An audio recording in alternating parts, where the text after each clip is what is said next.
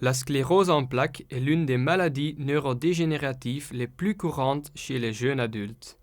Elle touche plus de 13 000 personnes en Belgique. La cause exacte de la SEP est inconnue, mais on a déjà découvert que les symptômes sont dus à une réaction auto-immune dans laquelle des cellules du propre système immunitaire du patient attaquent le système nerveux central.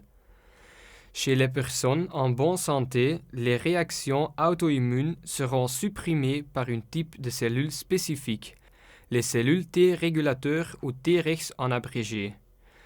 Chez les patients atteints de SEP, quelque chose se passe mal dans ce processus, ce qui entraîne une réaction inflammatoire dirigée contre les propres cellules nerveuses du patient.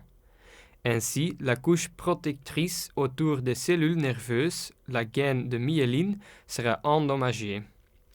Il en résultera à terme des dommages permanents aux cellules nerveuses. Malgré le fait qu'il y a plusieurs thérapies pour la SEP rémitante, il n'y en a pas encore pour la SEP progressive. Les thérapies actuelles sont concentrées sur la modulation de la réaction auto-immune.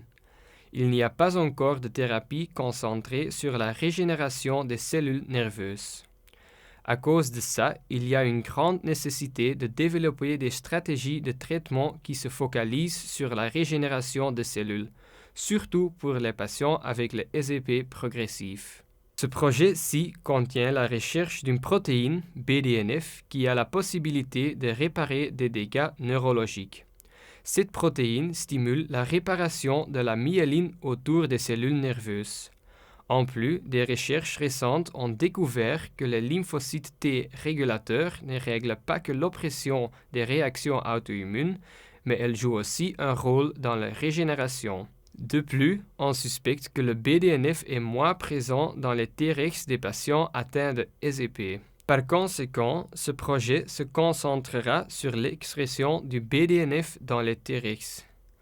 Dans la première phase, la présence de BDNF dans le Tregs sera comparée entre les patients sans et les patients avec la SEP.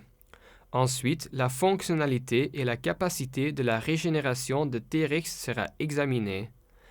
La fonctionnalité des cellules Treg devrait être plus bas chez les patients SEP comparée aux patients contrôle.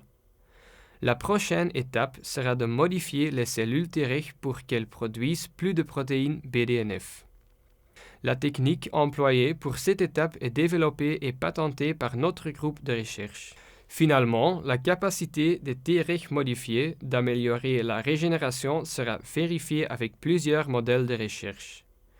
Grâce au support de la Fondation Charcot Belgique, nous nous efforçons de poser les bases pour le développement d'une thérapie cellulaire Treg en vue de la réparation du dégât imposé par SEP. Cette recherche sera une percée pour le traitement de SEP progressif et de SEP en général. Pour plus d'informations, vous pouvez consulter le site de la Fondation Charcot.